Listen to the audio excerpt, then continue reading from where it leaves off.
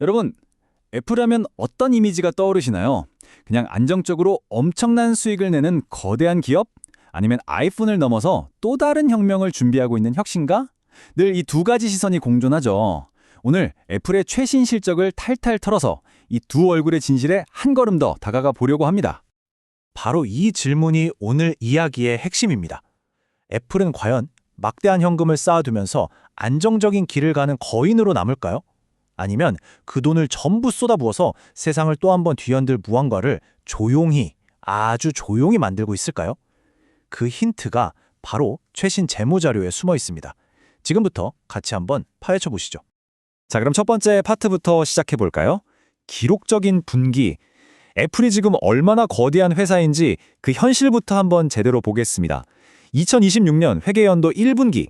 애플은요, 말 그대로 그냥 모든 기록을 새로 썼습니다. 와, 이 숫자 좀 보세요. 정말 압도적이죠? 2026년 1분기 총 매출이 1,438억 달러. 이게 우리 돈으로 환산하면 무려 190조 원이 넘는 돈이에요. 작년 같은 기관보다 16%나 성장했고요. 사실 이 숫자 하나만 봐도 애플의 현재가 얼마나 막강한지 그냥 바로 알 수 있습니다. 그럼 이 어마어마한 매출은 다 어디서 나왔을까요? 역시나 아이폰이 전체의 약 60%를 차지하면서 내가 바로 애플이다 하고 건재함을 보여주고 있죠. 근데 정말 주목해야 할 부분은 바로 서비스입니다. 처음으로 분기 매출 3천억 달러를 돌파하면서 아이폰 바로 다음 자리를 꿰찼거든요. 애플을 이끄는 이 두 개의 심장, 아이폰과 서비스가 지금 어떻게 뛰고 있는지 하나씩 자세히 들여다보겠습니다. 자, 두 번째 파트, 멈출 수 없는 아이폰 엔진입니다. 애플의 첫 번째 심장, 바로 아이폰이죠. 아이폰 없는 애플은 상상도 할 수 없지만 이번 실적을 보면 아이폰이 그냥 주력 제품이 아니라 여전히 멈추지 않는, 아니 멈출 수 없는 성장 엔진이라는 걸 다시 한번 증명해냈습니다. 아이폰 하나만으로 벌어들인 매출이 853억 달러. 작년보다 무려 23%나 급증한 수치입니다. 팀 쿡 CEO가 직접 전례 없는 수요였다, 이렇게 말할 정도였으니까 그 열기가 어느 정도였는지 짐작이 가시죠? 심지어 전 세계 모든 지역에서 사상 최고 매출을 기록하면서 말 그대로 시장을 싹쓸이했습니다. 아니, 어떻게 이런 성공이 가능했을까요? 여기 몇 가지 핵심적인 이유가 있습니다. 기존 아이폰 유저들이 새 모델로 바꾸는 업그레이드 수요가 역대 최고치를 찍었고요. 다른 폰 쓰다가 넘어온 스위처도 두 자릿수 성장을 보였습니다. 미국, 중국, 영국 같은 핵심 시장에선 판매량 1위를 다 차지해버렸죠.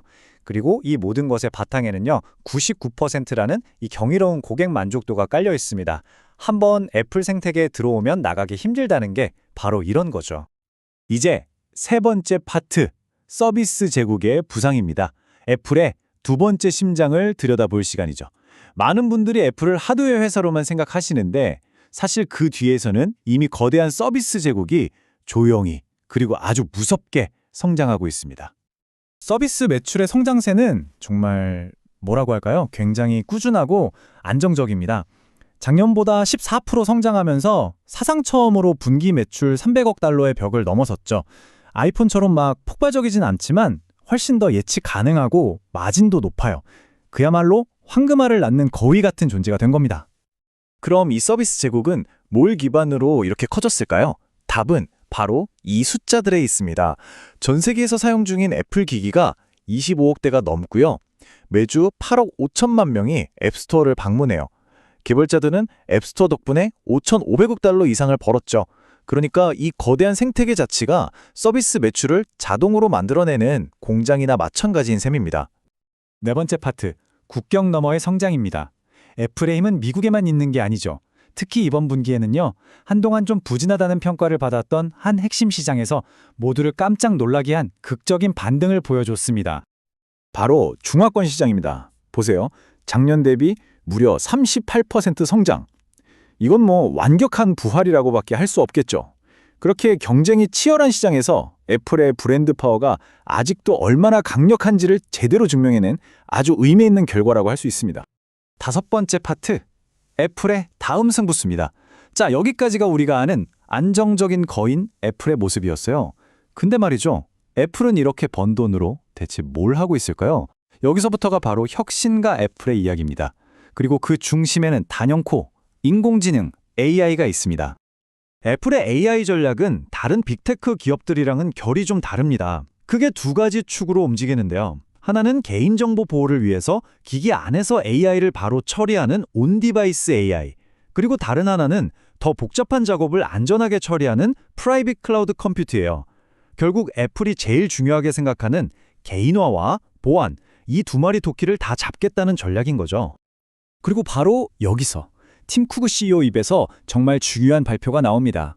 애플이 차세대 파운데이션 모델, 그러니까 AI의 핵심 두뇌를 개발하기 위해서 구글과 협력하고 있다는 사실을 공식적으로 인정한 거예요. 이걸로 올해 공개될 더욱 개인화된 시리를 포함해서 애플 인텔리전스의 미래를 이끌어 가겠다고 합니다. 이건 정말 거대한 변화의 시작을 알리는 신호탄이죠. 물론 이렇게 장밋빛 미래만 있는 건 아닙니다. 애플 앞에도 현실적인 과제들이 놓여 있죠. 최첨단 반도체 공급이 부족해지면 당연히 아이폰 생산에 문제가 생길 수 있고요. 메모리 가격이 오르는 것도 수익성을 압박하는 요인입니다. 특히 주목할 건 미래를 위한 R&D, 즉 연구개발비 지출이 작년보다 19%나 늘었다는 점인데요. 이게 혁신을 위한 투자이면서 동시에 단기적인 수익에는 부담이 되는 양날의 검 같은 거죠. 자, 이제 마지막 파트입니다. 안정인가? 혁명인가? 지금까지 나온 모든 조각들을 한번 모아서 큰 그림을 맞춰볼 시간입니다. 이 모든 정보를 종합했을 때 과연 우리는 애플의 미래를 어떻게 봐야 할까요?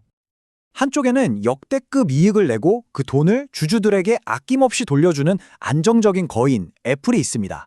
그리고 다른 한쪽에는 그 돈을 역대급 연구개발비에 쏟아부으면서 AI라는 미래의 모든 걸 거는 혁신가 애플이 있죠.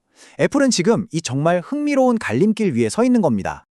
그래서 이 마지막 질문은 바로 여러분께 한번 던져보고 싶습니다. 여러분 생각은 어떠세요? 애플은 현재의 성공에 만족하는 안정적인 기업이 되어가고 있는 걸까요?